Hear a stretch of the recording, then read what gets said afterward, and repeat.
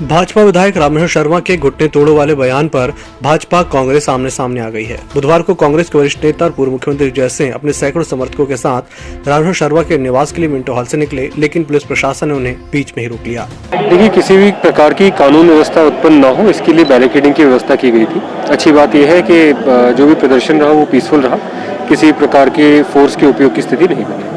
Sir, Bhajpa विधायक की तरफ से सुरक्षा को लेकर कोई आवेदन वगैरह दिया गया था? देखिए, बात सुरक्षा की नहीं, बात लॉ एंड ऑर्डर की है। शहर में, जिले में कहीं भी किसी प्रकार से लॉ एंड ऑर्डर जो है वो प्रभावित नहीं होना चाहिए, और ये लॉ एंड ऑर्डर प्रभावित ना हो, इसी के लिए ये सभी प्रकार के कदम उठाए जाते हैं। भाजपा प्रदेश अध्यक्ष विष्णुदत्त शर्मा ने पूर्व मुख्यमंत्री दिग्विजय सिंह पर निशाना साधा। उन्होंने कहा कि दिग्विजय सिंह द्वारा उनके ऊपर लगाए जा रहे आरोप निराधार हैं और उनकी दतिया पदयात्रा के दौरान जो लोग उनके साथ चल रहे थे वह अवैध रेत खनन में शामिल हैं या नहीं, इसका जवाब उन्हें देना चाहिए। ये मीडिया को जिस प्रकार से बिहेव किया है कल पन्ना के अंदर, मैं तो कहता हूं मीडिया के लोगों ने इस पर बात करनी चाहिए। मुझे बहुत पीड़ा हुई इस बात की कि मीडिया के मित्रों से किस प्रकार से बिहेव किया दिग्विजय सिंह ने, क्योंकि लोगों ने उठाया कि जो बगल में बैठे हैं वो कौन से पांडे जी थे, ये तो माफिया हैं यहाँ के सबसे बड़े, यही तो इलीगल माइनिंग करते हैं, इन्हीं की तो गुंडागर्दी है यहाँ पर। दिव्या रानी ने, उन्होंने क्वेश्चन उठाया कि 54 एकड़ जमीन जो 13 आदिवासियों के नाम से दर्ज है, आपके शासनकाल में दी गई, वो 13 आदिवासी जिंदे हैं या मर गए, कहां हैं वो दिग्विजय सिंह जी? तो उखड़ने लग गए वो पत्रकारों पर। इन बातों का जवाब उनके पास नहीं है, क्योंकि उमंग सिंगार ने जो कहा था कि इस मध्य प्रदेश का सबसे बड़ा भूमाफिया, सबसे बड़ा रेत माफिया और सबसे बड़ा शराब माफिया कौन है?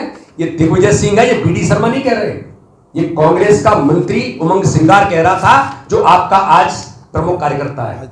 जवाब दे दिग्विजय सिंह इन बातों का। पर मिस्टर बट्टाधार, आपको मध्य प्रदेश का कोना कोना रग रग जानता है, तुम्हारी नौटंकियों से समाज अवगत है, इसलिए हमें कोई चिंता करने की जरूरत नहीं है। वो रामधुन करें प्रायश्चित करते हुए अपने जीवन को सफल बनाने के लिए, तो बहुत अच्छी बात है।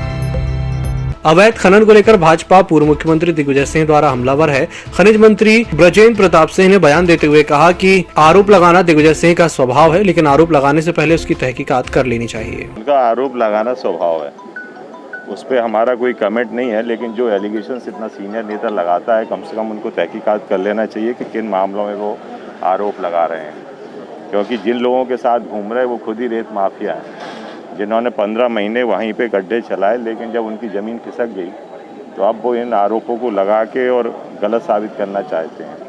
आपने कल यदि बाइट देखी हो तो वहीं की जनता ने उन्हीं के सामने उन पे आरोप लगाए हैं कि आपके जो बगल में घूम रहे हैं इन्होंने रेत उत्पन्न किया है। और इसलिए मैं तो ये कहता हूँ कि कोई ऐसी बात है जिन्होंने एक आरोप मेरे ऊपर लगाया है, तो मैंने तो ये बोला है कि जो आरोप जिस माइन को लेके लगा रहे हैं वो हमारे खिलाफ में वो चुनाव लड़ चुके हैं, वो परिवार मेरे खिलाफ में चुनाव लड़ चुका है, उनकी खदानों को लेके मेरे आरोप में लगा रहे, जो उनकी होर्डिंग लगा के उनका स्वागत कर रहे हैं, सरासर गलत आरोप।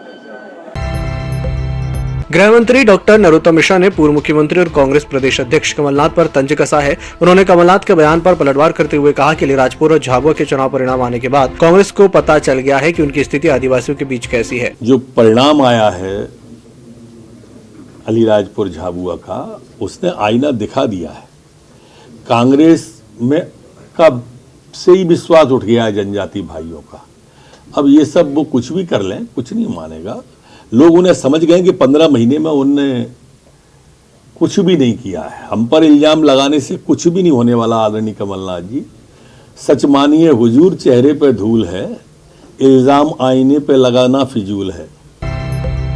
भाजपा प्रदेश अध्यक्ष बीडी शर्मा बुधवार को प्रदेश भाजपा कार्यालय पहुंचे, जहां उन्होंने पत्रकार वार्ता को संबोधित करते हुए 26 नवंबर को होने वाली कार्य समिति की बैठक की जानकारी दी। उन्होंने बैठक की जानकारी देते हुए बताया कि इस बैठक में संगठन के विस्तार सुदृढ़ीकरण पर चर्चा होगी। भारतीय जनता पार्टी का हमारा जो प्रशिक्षण का अभियान है, आप सबको ध्यान में है कि भारतीय जनता पार्टी ने मंडल के प्रशिक्षण तक हमने बड़े बेहतर तरीके से 1070 मंडलों में जो हमारे प्रशिक्षण हुए, अभी जिलों के प्रशिक्षण, पहले हमारे आवासीय प्रशिक्षण थे और अब एक्चुअल प्रशिक्षण में प्रत्येक जिले के 1 से 6 दिसंबर प्रशिक्षण भी होंगे और 1 से 6 दिसंबर में हर जिले की प्रदेश कार्य समिति के बाद जो हमारा एक रूटीन है उसमें जिलों की कार्य समिति की बैठकें भी होंगी। साथ में ही 12 दिसंबर को पूरे मध्य प्रदेश के हमारे 1070 मंडल हैं, उन मंडलों की कार्य समिति की बैठकें होगी। इन पर भी एक चर्चा कि इन प्रशिक्षण में और इस कार्य समिति में जो जो विषय आने चाहिए उन सारे विषयों की चर्चा इस बैठक में भी होगी। माननीय प्रधानमंत्री जी ने पूरे देश के अंदर वैक्सीनेशन के अभियान में पूरे दुनिया में जो भारत ने अपना स्थान बनाया है, इस पर भी एक धन्यवाद माननीय प्रधानमंत्री को हमारी पूरी कार्य समिति एक ऑफिशियल तौर पर देगी। साथ में ही घर घर दस्तक का अभियान यानी जो हमने शुरुआत की है और आगामी समय में जो सेकंड डोज सभी लोगों को लगे, इसको लेकर के भी अभी भी भारतीय जनता पार्टी अपने इस अभियान को और ताकत देने के लिए इसकी भी व्यापक चर्चा हम इस पर करेंगे। बुधवार को भाजपा कार्यालय में ग्वालियर, चंबल, जबलपुर, रीवा, सागर और शहडोल संभाग के विधायकों की बैठक आयोजित हुई। कैबिनेट मंत्री भूपेंद्र सिंह, गोविंद सिंह राजपूत, मंत्री रामकिशोर कावरे, मंत्री अरविंद भदौरिया, विधायक अजय विश्नोई, गृह मंत्री नरोत्तम मिश्रा, पिछड़ा वर्ग कल्याण आयोग के अध्यक्ष गौरीशंकर बिसेन सहित कई विधायक मौजूद रहे। बैठक को प्रदेश अध्यक्ष वी.डी. शर्मा, संगठन मंत्री सुहास भगत, मुख्यमंत्री शिवराज सिंह चौहान ने संबोधित किया। देखिए, भारतीय जनता पार्टी में लगातार बैठकों का दौर रहता है, इसलिए कि कार्यकर्ता सक्रिय रहे और हमारे नेताओं के जो निर्देश मिलते हैं उस निर्देश पर पार्टी कार्यकर्ता हमेशा एक पुलिस की तरह नहीं, एक आर्मी की तरह तैयार खड़ा रहता है काम करने के लिए। पार्टी के जो वरिष्ठ नेता लोग हम लोगों के लिए समझाइश देंगे, जो भी आदेश देंगे उसका पालन करना हम समस्त मंत्रियों का नहीं, कार्यकर्ताओं का कर्तव्य है। पार्टी की जब दफ्तर में हम लोग पहुंचते हैं सब एक कार्यकर्ता है, ना मंत्री होते हैं ना कोई यहाँ विधायक होते हैं। कमलनाथ ने भी आज आदिवासियों की बैठक की है। कमलनाथ जी अपना काम करें, हम लोग अपना काम कर रहे हैं।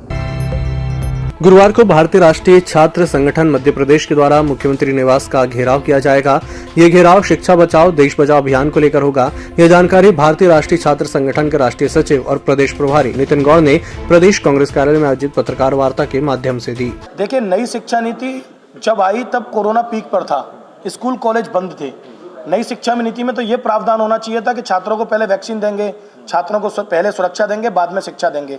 मतलब छात्रों को सुरक्षित करके आप कैंपस खोलिए। अब आप देखिए 2-2.5 साल से कैंपस बंद हैं।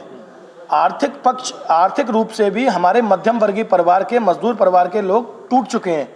तो इसमें यह प्रावधान होना चाहिए था कि उनको छात्रवृत्ति समय से पहुंचाई जाए। तो ये इन्होंने पुरानी जो शिक्षा नीति थी उसी में फेरबदल करके, जैसे 10+2 इन्होंने किया, 5-3-3-3 को किया, 10+2 से 5-3-3 किया। 5-3-3 तो पैसे भी था। बेसिक शिक्षा विभाग, माध्यमिक शिक्षा विभाग, उच्च शिक्षा विभाग, ये सारे अलग अलग, 5वीं तक की अलग शिक्षा विभाग था, माध्यमिक शिक्षा अलग, 10वीं और 12वीं तक का अलग था। तो ये सब इन्होंने क्या किया, इन्होंने सिर्फ दिखाने के लिए एक डिजाइन बनाई जो नई शिक्षा नीति है। उस नई शिक्षा नीति में कोई ऐसा प्रावधान नहीं है जिस प्रावधान के तहत छात्रों के हित में कोई निर्णय लिया गया हो। तो ये सब बर्दाश्त नहीं किया जाएगा। मैं आपको 2-3 प्रमुख मुद्दे और बताता हूँ। 2018 में एसएससी के छात्रों ने परीक्षा दी, परीक्षा का रिजल्ट निकला, 2022 आने वाली है, लेकिन आज तक उनको ज्वाइनिंग नहीं दी गई, उनकी लिस्ट आउट होने के बावजूद। रेलवे का ग्रुप डी का एग्जाम है, 1 करोड़ बच्चों से 500 रुपये के हिसाब से फीस ले ली, आज तक उनको ये नहीं बताया कि आपका परीक्षा कब होगी।